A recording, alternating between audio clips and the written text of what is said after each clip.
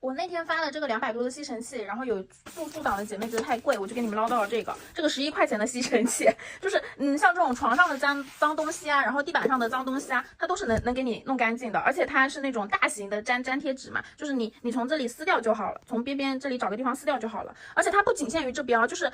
地上的瓷砖啊什么的，还有毛绒的地方，它都是能滚的，比普通的这种粘毛器就是它的1/3，就是，而且这种东西还要9.9块，哎。这个大的才11块钱，你不买大的，我真的觉得血亏，你知道吧？